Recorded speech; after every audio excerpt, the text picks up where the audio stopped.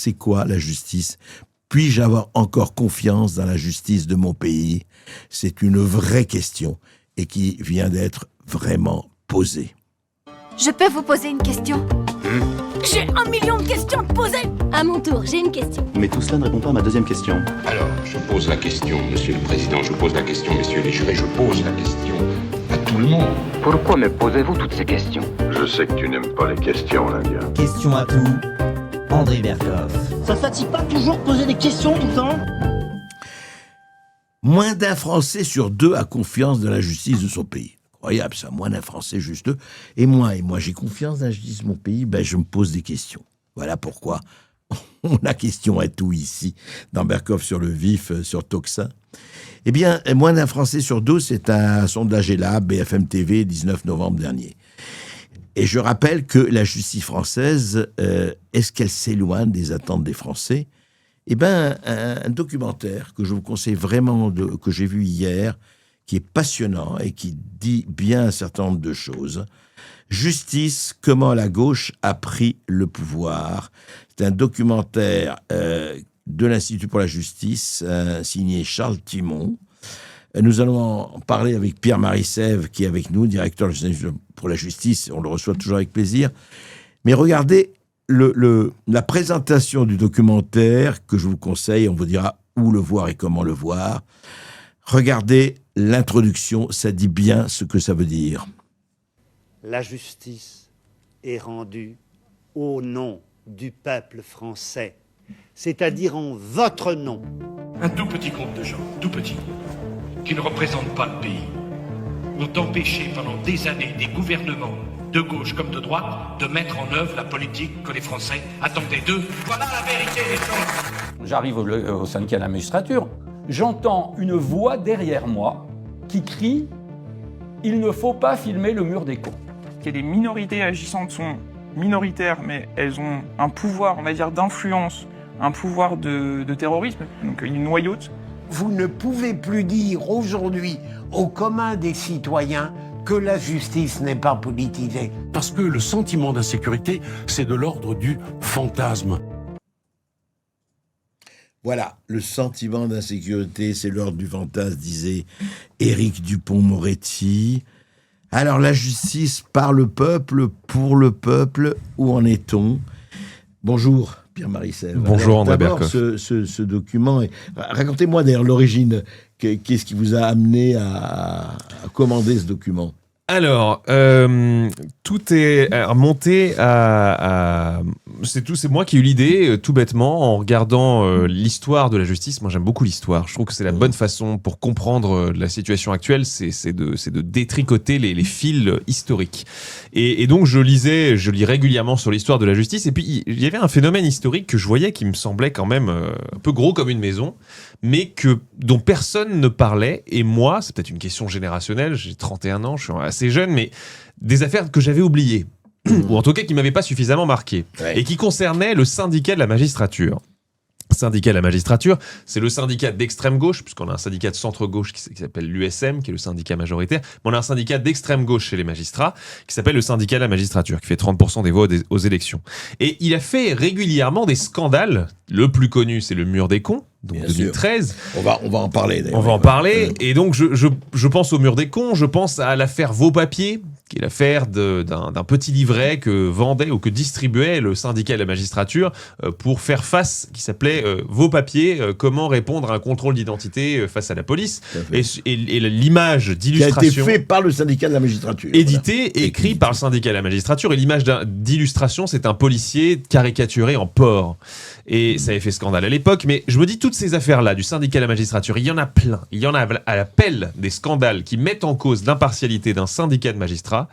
Et aujourd'hui, tout le monde a plus ou moins oublié. Et moi, le premier d'ailleurs. Hein. En 2013, j'aurais dû m'en souvenir. J'avais 19 ans. J'aurais dû me souvenir de cette affaire-là. Mais ça ne m'est pas resté en tête. Et je me suis dit, il faut qu'on rappelle aux Français que ces scandales sont très nombreux, qu'ils ont toute une histoire qui date pas du mur des cons, qui date d'avant, parce que des scandales, il y en a eu avant. Ouais. D'ailleurs, vous remontez l'histoire à 40 à 50 ans. 1968, on commence avec la création du syndicat. On va en parler effectivement de 68, mais puisque vous avez parlé du syndicat de la magistrature, dans le documentaire, il y a quand même un passage formidable. On parle d'Oswald Baudot. Oswald Baudot, c'est bien, je rappelle, c'est celui qui a fondé le syndicat de la magistrature. Non, c'était un des membres éminents. Non, ah oui, c'était un des membres éminents qui était substitut, donc c'était un magistrat tout en bas de l'échelle, et qui a rejoint le syndicat de la magistrature dans les premières années, et qui très vite, à l'occasion de cette harangue qu'on va peut-être entendre, ou que vous allez peut-être raconter, il est allé voir des jeunes magistrats et il leur a donné ses conseils.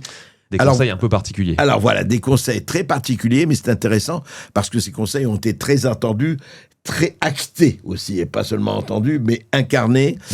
Écoutez ce que disait Oswald Baudot. Tout l'esprit de l'époque est résumé dans un discours emblématique, la harangue de Baudot.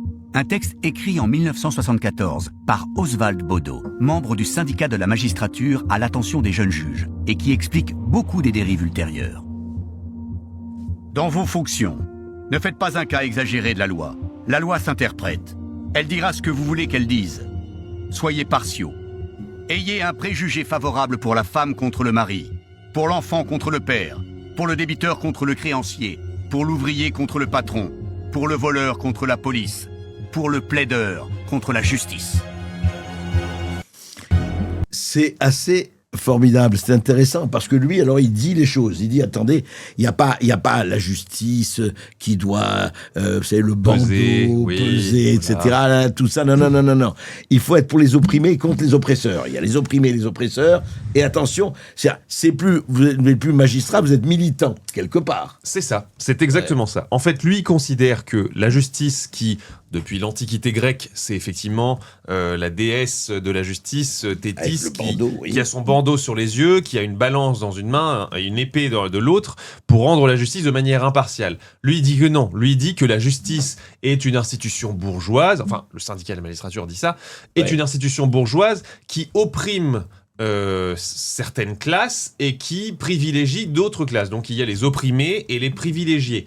Ah, déjà, on sent une petite musique qui nous est familière.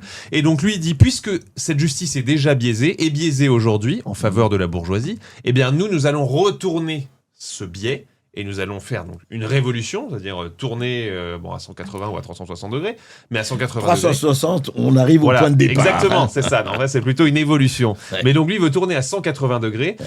Mais donc, ce faisant, il donne raison déjà à ceux qui l'accusent d'avoir biaisé la justice, puisqu'il veut juste la biaiser dans un autre sens. Mais finalement, c'est exactement la même chose. Il veut biaiser la justice, qui n'est donc pas impartiale. Alors justement, mais il y a aussi, on peut se poser la question, Pierre-Henri Sèvres, c'est que n'oubliez pas ce que disait, et ce n'était pas faux, loin de là, La Fontaine, selon que vous serez puissant ou misérable, et jugement de cour vous rendront blanc ou noir. Oui, il pourrait dire, et c'est pas pour faire l'avocat de Baudot, il pourrait dire oui d'accord, mais la justice a toujours privilégié les puissants, pas seulement les riches, mais les puissants et ceux qui sont au pouvoir, justement. Donc, n'est-il pas normal qu'on essaye un peu de rééquilibrer la balance ?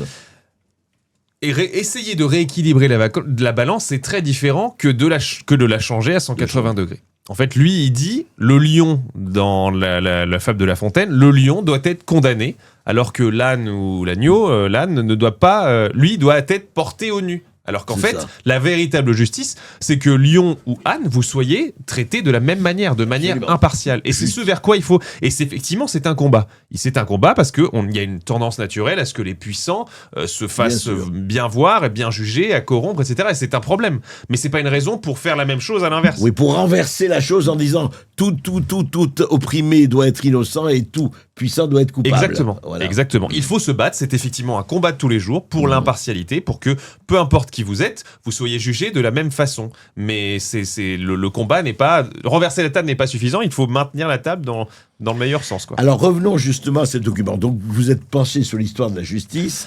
Voilà. Et vous avez vu que tout commençait, donc vous dites, dans l'après-68. Alors nous, 70. On a voulu au début, parce que c'était un long travail de réflexion, un documentaire, ça prend quand même du temps, et c'est beaucoup de réflexion, on sait où on commence, on sait pas tellement là où on va finir. Donc on a commencé par le syndicat de la magistrature, qui a été créé donc, en juin 1968, donc dans la pré-mai 68. Ah oui, tout à fait, oui. Ah oui, c'est vraiment... C'est concomitant, quoi. Oui, exactement. Donc c'est une date symbolique qui nous paraissait être un bon point de départ. D'accord. Et ensuite, donc on a les les premières années, le début du documentaire, on va dire les 30 premières minutes, c'est un historique sur ces années-là, les années 70-80, dans lesquelles le syndicat de la magistrature est né dans les années 68. Il a grossi, mais en étant combattu par le pouvoir gaulliste dans les années 70. Puis il a vraiment... Et puis Mitterrand, 1981. C'est là où... C'est le tournant. Le tournant. Pour nous, c'est le chapitre 1, c'est le tournant 1981, où là, les membres du syndicat de la magistrature, donc les dirigeants du syndicat de la magistrature, rentrent dans les cabinets ministériels. Ça devient donc les conseillers des ministres de Mitterrand. On en a dans tous les cabinets, au Premier ministre, ministre de la Défense, ministre de la Justice, évidemment, à l'intérieur. Enfin bref, ils sont partout. Et vous montrez le rôle quand même très précis joué par Robert Badinter. Robert Badinter... Ça a été... vraiment le moteur, enfin, on peut dire, oui. Il a été symbolique parce que Robert Badinter, qui est donc un avocat, qui n'est pas magistrat, donc il n'était pas du syndicat de la magistrature, il en était proche par intermittence, mais il s'est d'ailleurs rendu à ses congrès. On a retrouvé des images assez... Oui, où il parlait au syndicat de la magistrature. Où il parlait au syndicat de la magistrature, il jouait sur la connivence avec le syndicat de la magistrature pour attaquer la droite. Et donc Robert Badinter, il a vraiment symbolisé tout ce que la gauche voulait, parce qu'en 80, donc, bon, évidemment, il abolit la peine de mort, tout le monde le sait. Il vide les prisons. Entre 15 et 25% des détenus sont libérés dans les mois qui suivent. 25%, presque 25%. Entre 15 et 25%. On n'a pas de chiffres fiables. J'imagine que le commissaire, ils les ont, mais nous, en source publique, il n'y a pas de chiffres fiables. Qui sont sortis de prison. Qui sont sortis de prison. Absolument. Mais sans critères, quels étaient les critères à l'époque? En fait, il y a eu plusieurs façons de le faire. Il y a eu une loi d'amnistie qui permettait d'amnistier tout un tas de délits plutôt mineurs. Il y a eu ce qu'on a fait pendant le Covid. C'est-à-dire que pendant le Covid, on a libéré, vous savez, 10 000 détenus, entre 5 et 15 000. Et là, on l'avait fait en utilisant les possibilités d'aménagement de peine anticipées. Vous savez que la justice, les juges d'application des peines, ont des possibilités de libérer, de détricoter une peine qui a été prononcée.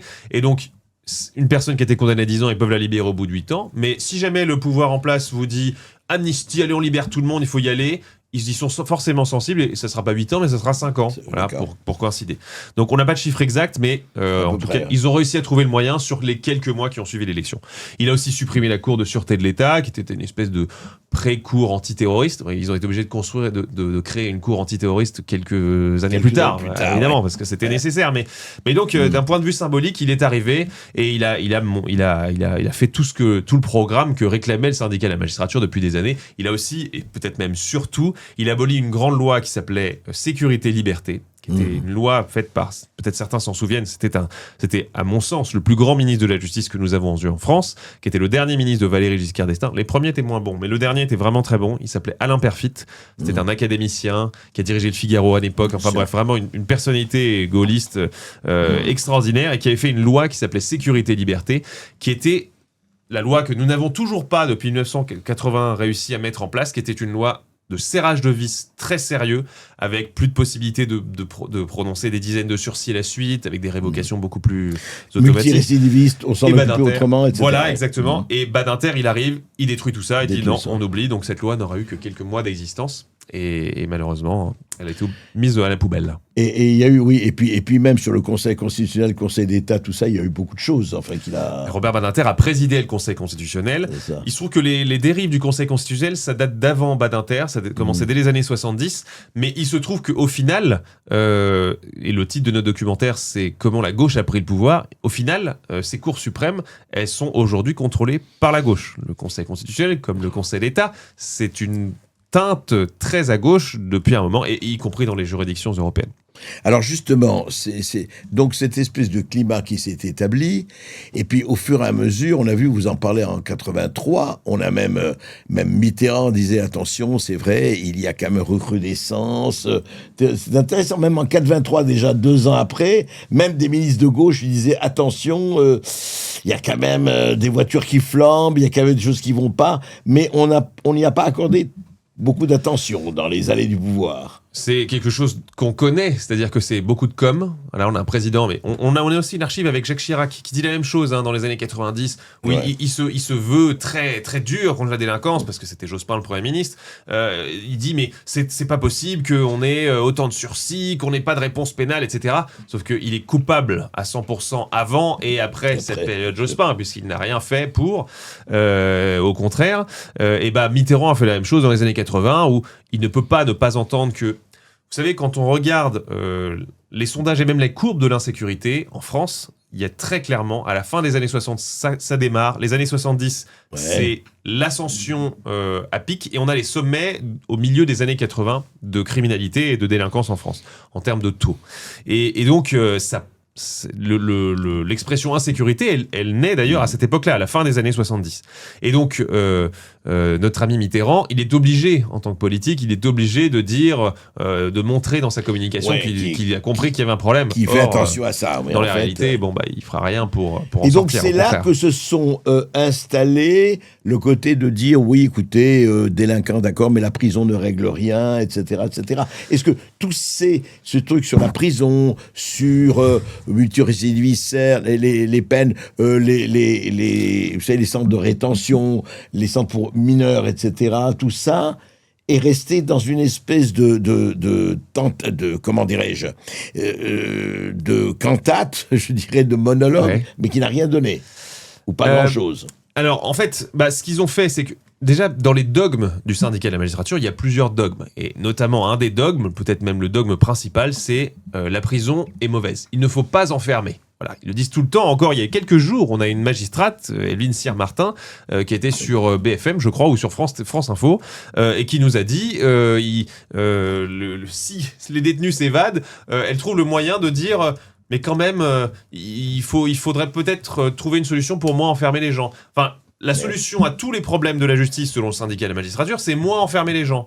Il y a plus de narcotrafic, il faut moins enfermer les gens. Il y a pas assez de magistrats, il faut moins enfermer les gens. Il y a plus de vices de procédure, il faut moins enfermer les gens. C'est systématiquement ça. Donc c'est le dogme principal. La prison, c'est le mal, ou presque. La prison, c'est le mal parce que c'est l'école du crime, et puis parce que ça ne pousserait pas à la réinsertion des délinquants. Et vous savez, dans l'idéologie du syndicat de la magistrature, il y a une vraie idéologie d'ailleurs. Il y a un courant universitaire juridique qui s'appelle la défense sociale nouvelle, qui est un courant qui a été créé par un professeur de droit qui s'appelait Marc Ancel, un Français, qui a d'ailleurs exporté ça dans le monde. On est comme quoi on exporte encore des choses, peut-être pas les plus utiles, mais qui font des émules. Et donc dans cette idéologie-là de la défense sociale nouvelle, qui est complètement adhérée par le syndicat de la magistrature, il y a le but de la peine. Ça n'est pas de neutraliser un délinquant, non. Ça n'est pas de protéger la société, non. Ce n'est pas de dissuader ce délinquant de recommencer ou d'autres délinquants qui voudraient faire pareil, non. Le but de la peine, c'est uniquement de réinsérer. Rien d'autre. Et donc, tout ce qui s'oppose à la réinsertion, et d'une certaine manière, la prison, on pourrait penser au premier abord que ça s'oppose à la réinsertion, parce qu'en fait, moi, je pense que la prison, ça pousse à la réinsertion, puisque ça dissuade, et c'est un délinquant, c'est en étant dissuadé... S'il est enfermé pendant quelques temps, c'est pas la même chose. Ouais. Voilà, ça va lui faire tout drôle, et il va peut-être se dire, il faut peut-être que je change de mode de vie. Par contre, si on lui dit, non, mais allez-y, continuez, c'est pas grave, c'est pas de votre faute, en fait, si vous avez commis ce crime ou ce délit, il aura envie que d'une chose, c'est de recommencer, ça ne va pas le pousser à se réinsérer. En fait, c'est la culture de l'excuse. Mais c'est exactement ça, à 100%, et à tous les niveaux. C'est systématiquement... Et il y a d'autres dogmes là-dedans. Les pauvres, les délinquants sont pauvres. La pauvreté entraîne la délinquance, typiquement. Ça aussi, c'est un dogme. D'ailleurs, même Jospin, il dit, je pensais que la lutte contre le chômage allait arrêter la délinquance. Il dit, mais non, c'est pas ça du tout. Il dit, j'ai péché par naïveté. J'ai péché par naïveté, oui. Même lui, il le reconnaît. Exactement. Mais pour revenir à ça, alors... Il y a eu Mitterrand, donc la Mitterrand, mais après il y a eu des gouvernements de droite, il y a eu Chirac qui est revenu, et puis après... Alors rien n'a changé? Qu'est-ce qui s'est passé? Effectivement, on aurait pu s'attendre à ce que le gouvernement Balladur, les gouvernements Chirac, les gouvernements... encore le gouvernement Balladur, il a essayé, mais les gouvernements Sarkozy tentent de changer quelque chose. Non, la droite a systématiquement été trop faible. Mais pourquoi? Alors c'est intéressant, arrêtons-nous un moment. Qu'est-ce qui fait que la droite est à chaque fois en état de sidération? Parce qu'elle est là, la gauche représente le bien, même moi de droite, je suis pas sûr, et je me demande qu'est-ce qui fait que aucun, je veux dire, Tolérance Zéro et compagnie, c'est Rudy Giuliani, c'est pas en France. Oui. Qu'est-ce qui fait, à votre avis, quand même, puisque vous avez regardé ça en historien aussi, qu'est-ce qui fait la droite à une espèce de complexe, en tout cas à certaines droites, face à un Éric Dupond-Moretti ou une Christiane Taubira? Moi, je pense que c'est une excellente question. Je dirais que c'est la puissance de la démagogie de ces idées. Et moi-même, quand j'ai commencé mes études de droit, alors déjà à la faculté de droit, ces idées coulent de source. la prison est criminogène, la pauvreté est criminogène, la prison entraîne la récidive, etc. Tout ça, ça coule de source. On n'a même pas le droit de les remettre en question. Or, on essaie depuis 40 ans et ça ne fonctionne pas.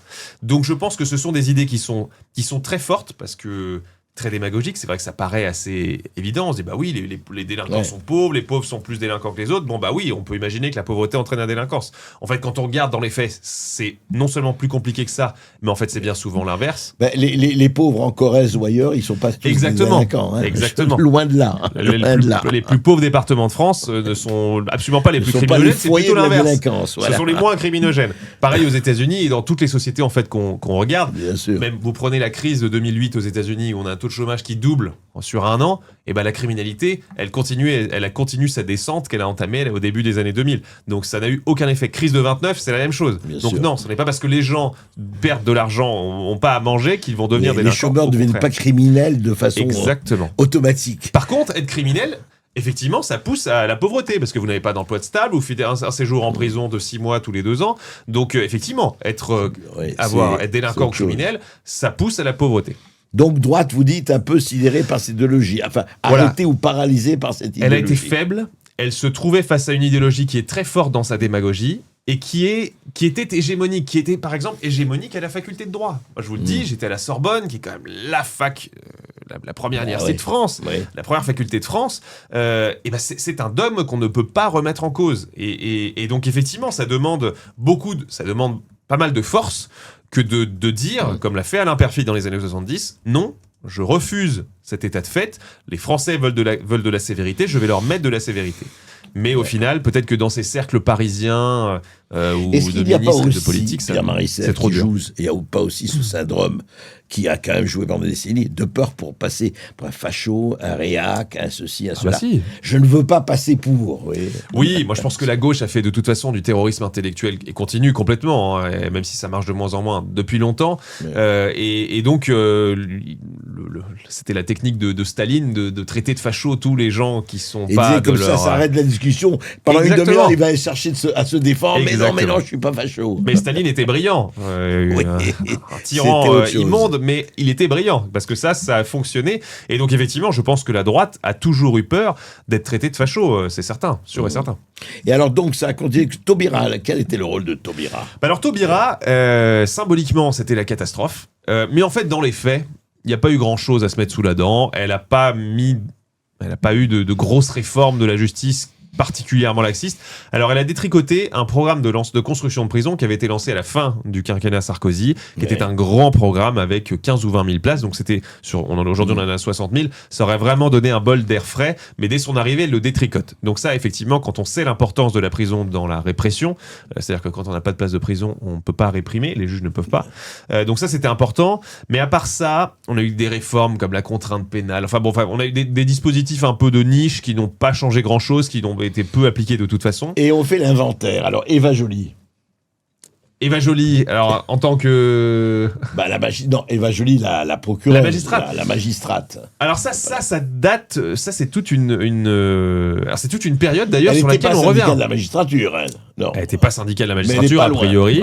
Mais effectivement, elle n'était pas loin. Elle était clairement à gauche. Elle a été candidate pour Europe Écologie Les Verts en 2007, je crois. Et elle fait partie d'une période sur laquelle on revient aussi dans notre documentaire, où là, on n'en veut pas uniquement la gauche d'ailleurs, et on n'attaque pas uniquement les magistrats d'ailleurs dans cette partie-là, qui est toute une partie de corruption politique. Vous avez Régis de Castelnau qui est souvent sur Toxin, qui en parle très bien et qui en parle notamment dans notre documentaire.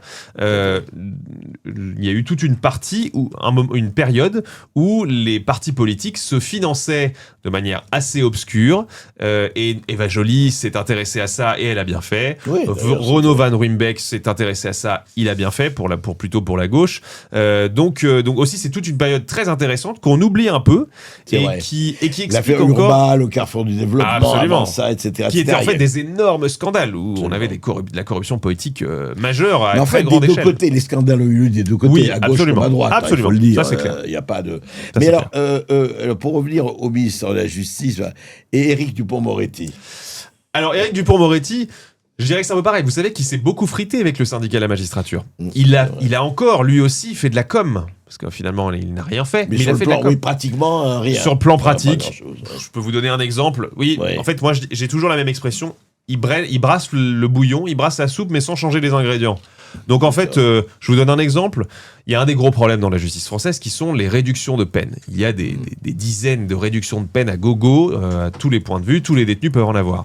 Et en fait, avant, on avait un dispositif que je vous explique très simplement. Il y avait deux dispositifs de réduction de peine, la réduction automatique et la réduction supplémentaire. Enfin, c'est à peu près la même chose. La réduction automatique, elle se donnait automatiquement, la supplémentaire a été décidée par un juge, et c'était 3 mois maximum, donc au final 6 mois au maximum pour chaque année. Et ben Dupond-Moretti, sa grande réforme, il a dit « je supprime les réductions de peines automatiques ». Oui, mais sauf qu'en fait, donc il supprime 3 mois de réduction automatique, mais il a allongé les autres à 6 mois. Donc en fait, c'est strictement la même chose. C'est des petits changements. On a eu d'ailleurs des opérations de com, les états généraux de la justice, qui étaient un truc énorme. Moi, je me souviens de l'Institut pour la justice, tous les journalistes ou les politiques que je croisais me disaient « il faut s'intéresser aux états généraux de la justice ». Je dis « oui, d'accord, on avait suivi ça de loin ». Et ça a accouché de rien du tout, d'une souris complète. Et je le revois les mêmes personnes aujourd'hui, qui sont des amis, hein, je ne vais pas les citer, mais qui me disent « ah bah oui, bah t'avais raison, effectivement, ça n'a rien donné ». Et en fait, c'est très régulièrement ça. Dupond-Moretti, ça a été plein de com, et ça a été à peu près aucun acte. Or, le problème, c'est que la justice est dans un tel état qu'il faut des actes. Et ne rien faire, c'est déjà être coupable. Alors on va en parler et je vais vous dire, il y a un exemple extraordinaire, ça qui est dans votre documentaire encore une fois, qui est formidable. C'est donc une juge qui reçoit 2 délinquants traînés, enfin voleurs de magasins, de voleurs. Mais vraiment, j'ai trouvé ce truc fabuleusement exemplaire. Regardez, donc la juge est là, et en face de son bureau, il y a 2 petits voleurs de supermarché. Et écoutez, c'est exemplaire. Alors, on peut éventuellement comprendre, on peut expliquer, hein, mais c'est interdit par la loi, ça, de voler dans les magasins. Hein? C'est interdit partout. Il n'y a pas qu'ici. Hein? Je ne vous juge pas. Donc, je ne vais pas vous punir. Je ne vais pas vous sanctionner. Hein? On va en terminer, on va fermer le dossier... et on ne va plus en parler. D'accord, madame. D'accord? Mais il ne faut pas recommencer. Ça, pour moi, franchement, c'est la séquence la plus... Mais vraiment, c'est extraordinaire. Je ne juge pas. Ouais. Elle s'appelle une juge. Et elle dit, je ne juge pas. Non, mais il ne faut pas recommencer. Et je ne vais pas vous punir. Mais il ne faut pas recommencer. Il ne faut pas recommencer. Mais c'est fabuleux, quoi. C'est tellement ça. Et alors, on en est là aujourd'hui. Ah, mais attendez, mais le pire, c'est qu'on n'a pas tout mis dans le documentaire. Il y a la suite.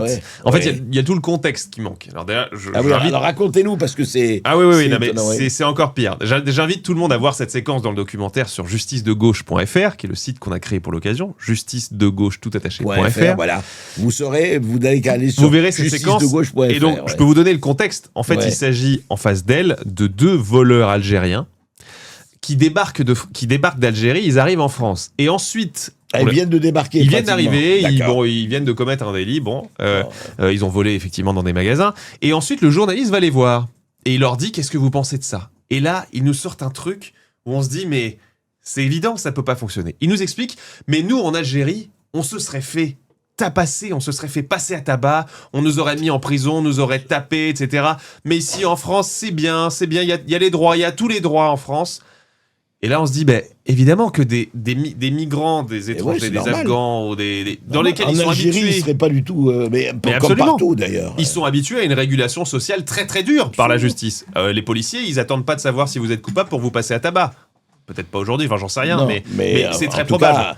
En tout cas, il ne se serait pas permis de faire ça. Absolument, parce qu'il y a une régulation sociale très forte, et qui est très violente. En France, on n'a pas du tout cette régulation, même on est passé à l'extrême inverse, on est passé dans la culture de l'excuse à tous les niveaux, et cette séquence le démontre bien.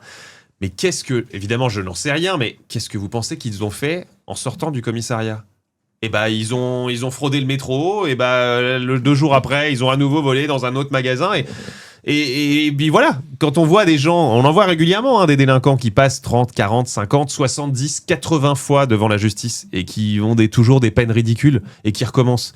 C'est parce qu'ils se trouvent face à une justice qui les encourage. C'est la culture de l'impunité, et l'impunité entraîne la récidive. Moi, je reprends souvent l'exemple de mon fils. J'ai 3 enfants, j'en parle souvent, mais j'ai un petit garçon qui a 3 ans qui joue avec les santons de la crèche en ce moment. Et moi, je lui dis non, on ne joue pas avec les santons de la crèche, il le sait que c'est interdit. Si je dis rien, s'il a vu que je l'ai vu, et que je m'en vais, qu'est-ce qu'il va faire? Il va recommencer, puisqu'il est dans l'impunité. Il va recommencer. C'est le rôle de... Enfin, c'est normal de tester les limites, et bien des délinquants n'ont jamais eu de limite dans leur vie. Et donc, la justice, quand elle ne leur en met pas non plus, ils ont tendance à recommencer. C'est un mécanisme simplissime instinctif et que tout le monde connaît. C'est en cela que votre documentaire est passionnant, c'est qu'il montre un peu comment, comment les choses se sont enclenchées, mais de façon mécanique. C'est presque, on se disait, c'est presque qu'une pièce de théâtre, mais en fait, ceux qui sont au pouvoir, au lieu d'être en coulisses en train de manœuvrer, ils sont parmi les spectateurs, ils regardent. Ils voient qui va gagner, quoi. C'est Guignol. Ah oui, si c'était pas aussi grave, on dirait c'est Guignol. Il n'y a pas de magie, hein. Le syndicat de la magistrature n'a pas corrompu des gens, il n'y a pas un complot spécial de juges de gauche, hein. Ça s'est fait de manière naturelle, que personne n'a vu, de manière très logique, que personne n'a vu venir. En tout cas que personne n'a prise au sérieux, et qui aujourd'hui arrive à une situation où, et on revient d'ailleurs dans notre documentaire aussi là-dessus, on arrive à une situation quand même, donc non seulement où la délinquance ne fait qu'augmenter, parce que le laxisme continue, non seulement on a des candidats à des élections présidentielles comme Marine Le Pen ou François Fillon. L'affaire Fillon, c'était quand même un sacré scandale, hein, quand on se replonge dedans. Ils ont vraiment, des juges ont décidé, alors une espèce de complot, de le tuer. François Fillon, le crime était parfait, même pas presque parfait, il était parfait. Ouais. Imaginez si on avait eu en 2017 un second tour François Fillon, Marine Le Pen. C'était ce qui leur faisait peur. Donc ils ont poussé Macron, et puis on connaît la suite. Mais donc, et troisième point, les cours suprêmes, on en a parlé brièvement, le Conseil constitutionnel, le Conseil d'État, etc. Aujourd'hui, quand vous prenez le Conseil constitutionnel, qui a cassé la loi de lutte contre le narcotrafic, qui a cassé la réforme de la justice pénale des mineurs, qui était une réforme vraiment pas méchante, qui changeait à peu près rien, qui était un tout petit peu plus répressive, mais qui l'a cassé quand même, qui a cassé la loi immigration de l'année dernière. Le Conseil supérieur de la magistrature, qui était donc présidé par Laurent Fabius pendant très longtemps, issu du PS naturellement, et par aujourd'hui Richard Ferrand aussi, issu de LREM, mais aussi du PS. Conseil constitutionnel, oui, pas le CS. Conseil constitutionnel. Il se trouve qu'aujourd'hui, évidemment, qu'ils mettent en place une politique de gauche. Et donc, c'est pour ça que notre documentaire, c'est la gauche a pris le pouvoir. Elle a vraiment pris le pouvoir. Mais elle peut décider de qui fait les élections. Elle peut couper les lois quand ça lui arrange pas, et puis en plus elle peut gérer la délinquance à sa manière. Oui, mais alors moi j'aurais ajouté comme titre de votre, si on veut vraiment, en le regardant, j'aurais dit oui, mais avec la complicité de la droite. Ah mais complètement. Parce que la droite a été complice dans cette complètement, histoire. Complètement. Elle a été faible, voire complice. On le dit bien dans le documentaire. Le quinquennat Sarkozy, le quinquennat Chirac, il n'y en a pas eu un qui a été capable de tenir le manche. Il y a un exemple que je prends régulièrement qui est un mécanisme introduit, créé par Rachida Dati, qui est le mécanisme des aménagements de peine ab initio. Alors, ça paraît un peu complexe comme ça. En fait, c'est tout simple. C'est un juge jusqu'à 2 ans de prison. S'il prononce une peine de 0 à 2 ans de prison, il est obligé de dire que ces 2 ans se feront à la maison de manière aménagée, ou quasiment obligé. Obligé. C'est-à-dire 2 ans de prison, il n'y a pas de prison. 2 ans de prison, il n'y a pas de prison. Ça a été modifié à 1 an, mais maintenant c'est encore plus automatique. Donc aujourd'hui c'est 1 an depuis Belloubet, Nicole Belloubet, qui était ministre de la Justice, la première de Macron. Mais donc ça, c'est un mécanisme créé par la droite. Voilà. Et donc non seulement elle a pas réussi à rattraper ce qui n'allait pas, mais en plus elle a créé d'autres problèmes.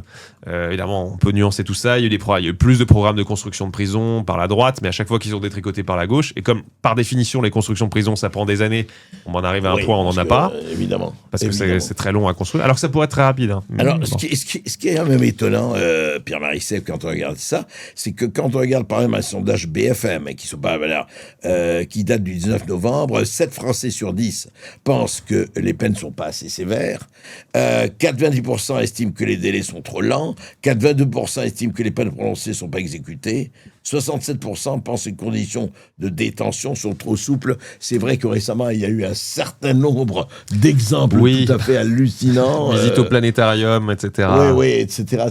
Quand même, et on se dit, et ne parlons pas effectivement, parce que en fait, il y a les deux pôles. Il y a ça et puis les affaires de squatteurs. Vous avez vu toutes ces affaires de squatteurs. C'est-à-dire, je suis chez moi, un squatteur prend ma maison ou un appartement, et puis je dois attendre 6 mois et encore pour pour rentrer chez moi. Il y a les deux pôles, exactement. C'est que la justice, elle est laxiste avec les racailles et les délinquants d'habitude qui gâchent la vie de tout le monde. En revanche, elle est impitoyable quand des gens prétendent se faire justice eux-mêmes parce qu'ils n'ont pas eu de justice. Oui, c'est ça. Exactement. Ouais. Regardez ce boucher dont on a parlé. Oui. Je peux vous donner des exemples. Il y a une affaire qui m'avait beaucoup marqué. Dans le sud de la France, il y a un vieux monsieur qui avait presque 90 ans, qui dormait chez lui tranquillement dans sa petite maison, et puis qui tout d'un coup entend du bruit. Il entend quelqu'un qui rentre dans sa maison. Ouais. Et alors lui s'était fait cambrioler quelques années auparavant. Il dormait avec un petit couteau de cuisine sur sa table de nuit. Et il entend du bruit. Il se lève, il prend son couteau de cuisine, c'est la nuit, et il voit rien, il n'a même pas de lumière. Et arrivé dans le salon, il voit une ombre devant lui, il voit sa véranda qui a été brisée. Et donc, il voit ça, et c'est ce qu'il dira ensuite aux enquêteurs. Il dit, j'ai senti quelqu'un m'attraper par mon pyjama et faire tomber mon dentier. Et donc, ce vieux monsieur, qu'est-ce qu'il fait ? Il a un réflexe humain normal.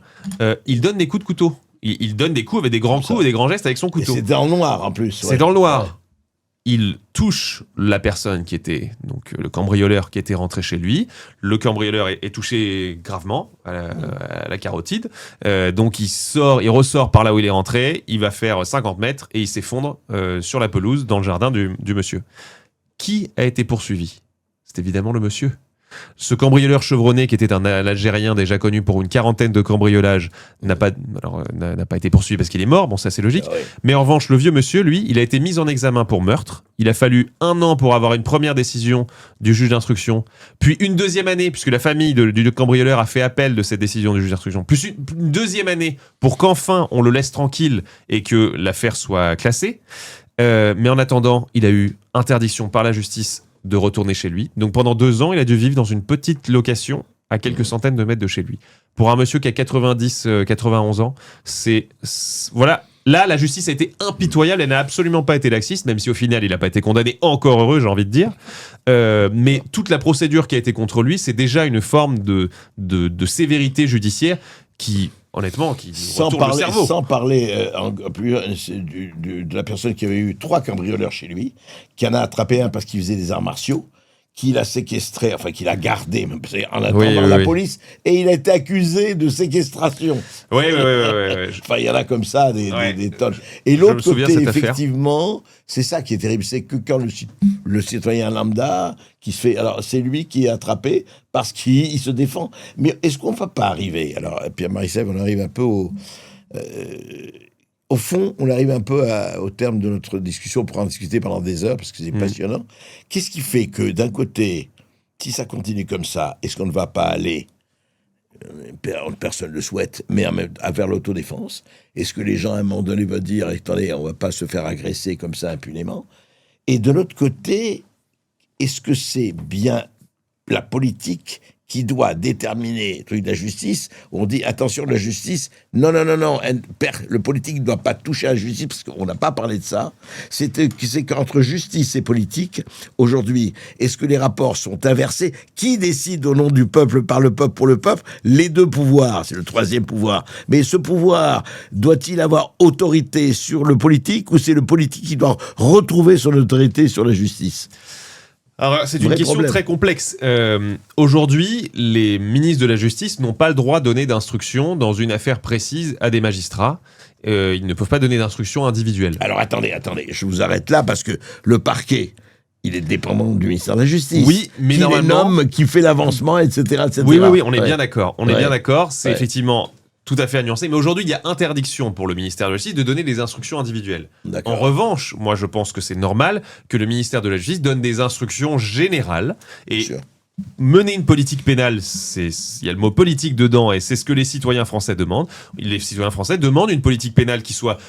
Le ministre pourrait très bien dire, passer des instructions, soyez très dur avec les profils multirécidivistes que vous voyez tout le temps, je veux que vous soyez très dur et que vous les mettiez en prison le plus longtemps possible. C'est pas une obligation, mais il a le droit de donner ces instructions. Il a le droit de le dire. Et d'un autre côté, je veux que vous soyez très compréhensifs à l'égard des Français qui se sont fait justice eux-mêmes, parce qu'il faut régler 30 ans d'incurie de la justice, et donc pendant un petit moment, il va falloir que... on peut accepter que les Français fassent justice. À supposer que vous avez un ministre comme ça, est-ce que les magistrats sont tenus de lui obéir ou pas ? Non, ils sont pas tenus d'obéir, ce sont des instructions générales, donc les magistrats gardent en principe, sur le papier, une certaine indépendance, même si effectivement derrière, il y a quand même tout un tas d'interdépendances qui fait qu'ils vont quand même être sensibles à ce que dit le pouvoir en place.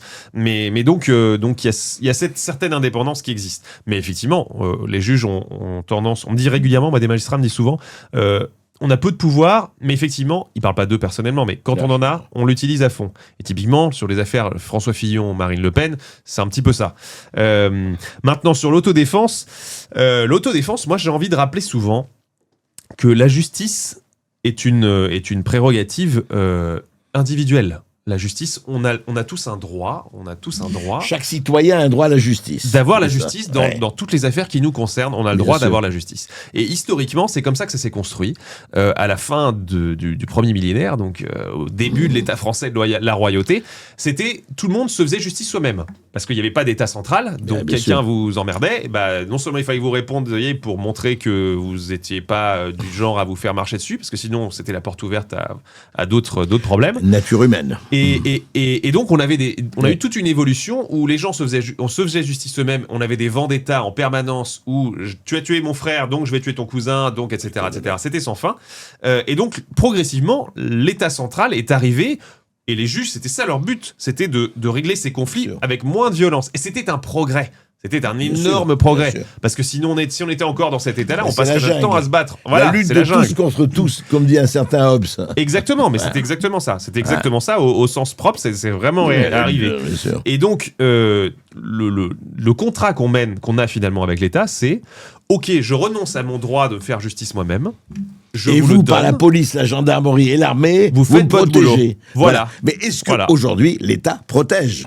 Est-ce qu'on peut dire aujourd'hui... Alors, évidemment, il y a on est peut-être pas en Corée du Nord, il y a des nuances, on va pas... Mais quand même... Et pourquoi je dis ça ? Parce que c'est la question, est-ce que beaucoup de citoyens ne se sentent pas assez protégés ? Et c'est un vrai problème.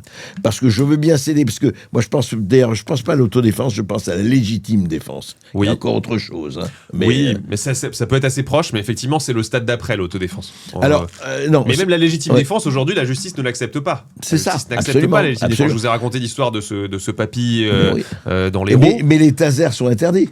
Alors moi je demandais à une jeune fille qui voulait prendre un taser, elle n'a pas le droit de le porter sur elle. Normalement il faut, alors le taser je sais pas quelle catégorie c'est, mais normalement il faut, pour la plupart des armes, il faut un motif légitime et ça dépend de l'appréciation du policier qui va vous arrêter avec votre arme, que ce soit un taser, une gazeuse ou que ce soit. Non mais si j'ai envie, par exemple, aujourd'hui vous le savez mieux que moi, j'ai envie, je suis un jeune homme ou une jeune fille ou peu importe, je sors, il se fait que je sors la nuit etc. et que je suis pas dans la paranoïa, mais j'ai envie d'avoir au cas où j'aurais un problème. Je vais avoir soit une bombe lacrymogène, je peux ou pas ? Normalement, il faut un motif légitime pour le faire. Et qu'est-ce qu'un motif légitime ? Ça dépend de l'appréciation du policier qui vous arrêtera et du juge si éventuellement ça va devant un juge. Donc moi, je n'ai pas le droit d'avoir un motif légitime. En principe, sauf si vous avez une bonne raison. Vous faites un déménagement, enfin je sais rien, ou alors vous avez une menace de mort, ou alors vous poursuivez quelqu'un. C'est intéressant, mais la nuit, c'est même pas menace de mort.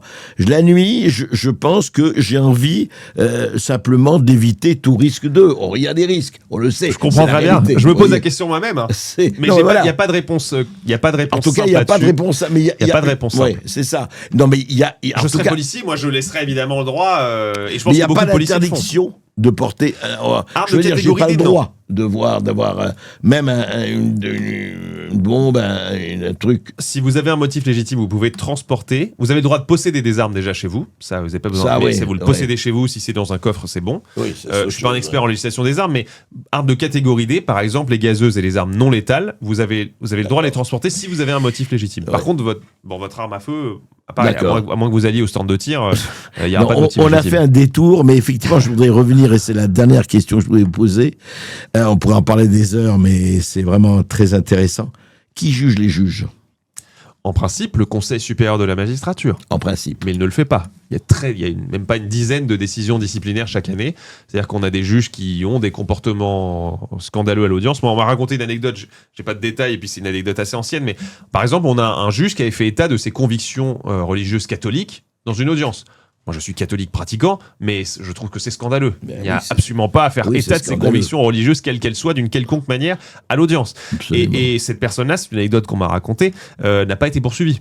Donc, ça pose quand même question. Je parlerai aussi du juge qui vendait sa fille de 12 ans sur Internet. Il a été déplacé et à peine. Non, mais... Oui, il a été condamné quand même à quelque chose, mais c'était effectivement 3 fois rien au regard de la gravité de ce que c'était. Donc, il y a un vrai problème. Mais en revanche, là où il y a un vrai problème, c'est que sur chaque décision de justice, il est écrit une phrase que vous connaissez depuis la Révolution française, au nom du peuple français. Certes. Les juges chacun de nous, citoyens, nous avons symboliquement donné notre légitimité au juge. On a délégué notre légitimité au juge pour qu'il rende des décisions précises, parce qu'évidemment, on ne pourrait pas faire un référendum sur chaque affaire criminelle. Ça n'aurait aucun sens.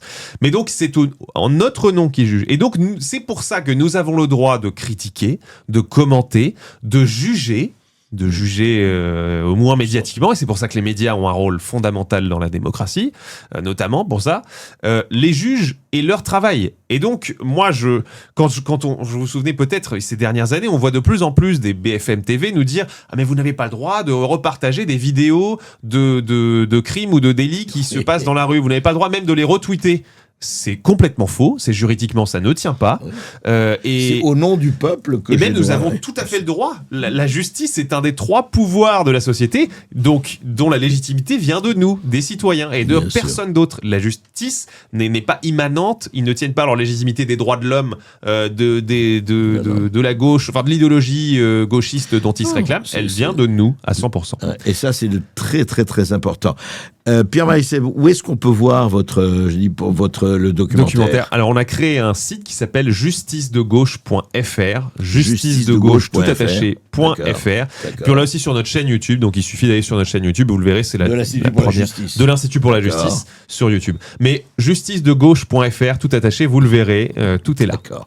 Eh bien, écoutez, merci. En tout cas, franchement, regardez, discutez-en, et surtout... On a des archives exceptionnelles, vraiment, qui n'avaient jamais été exhumées auparavant. Non, c'est un documentaire passionnant, et voilà, vous voulez la justice au nom du peuple, eh bien, le peuple, renseignez-vous, c'est la chose la plus importante. On a du chat ou pas Non, on n'a pas. Enfin, une question indirecte, c'était est-ce qu'il y a des réseaux francs-maçons dans la magistrature qui font que ça fait des liens ou pas? Est-ce que ça a un impact sur les jugements, en fait, voilà, si on Je ne suis pas sûr. C'est certain qu'il y a des réseaux francs-maçons dans la justice, ça c'est sûr et certain. Maintenant, est-ce que ça a un impact? Pour être honnête, je pense pas. En tout cas, les réseaux qui vraiment comptent dans la justice, ce sont les réseaux politisés. C'est le réseau du syndicat de la magistrature ou de l'US. Les syndicats de magistrats sont les réseaux les plus puissants dans la justice. Maintenant, il y en a forcément d'autres. On entend ça régulièrement. Mais ça répond à la question, voilà, du coup, merci. Pour notre auditeur. Un auditeur préoccupé. Mais c'est vrai que, oui, quand même, en fait, est-ce qu'il devrait y avoir une justice? Est-ce qu'il devrait y avoir des syndicats? La question se pose. Vous savez que jusqu'en mai 68, donc jusqu'au syndicat de la magistrature, il y avait une association professionnelle qui s'appelait l'UFM, l'Union fédérale des magistrats, et qui a été transformée en l'USM, qui est devenu un syndicat et qui aujourd'hui prend des positions politiques. L'USM qui fait à peu près 50-60% des voix aux élections professionnelles, et le SM, le syndicat de la magistrature. Donc il y a 2 syndicats aujourd'hui. Il y en a un troisième qui est FO magistrat. Il y en a quelques autres qui sont mais les importants, enfin il y a les 2 gros, c'est l'USM et le SM. Sauf que le problème, c'est qu'ils font leur communiqué commun. Et aujourd'hui, on se demande si l'USM n'est pas en train de virer plus à gauche que le syndicat de la magistrature. Pour être honnête, je n'irai pas encore jusque-là, mais c'est une tendance quand même. Sous Dupond-Moretti, ils vous condamner, Pierre-Marie Sèvres. Là. Ah bah alors là, vaut mieux pas que j'ai affaire à la justice. Pour ça, je fais très gaffe dans tout ce que je fais, je dis. Non, je sais. Eh bien voilà, rendez-vous vraiment avec ce documentaire sur la justice, comment la gauche a pris le pouvoir, et comment, avec la complicité, je l'ajoute à titre personnel, avec la complicité de la droite. 100% d'accord.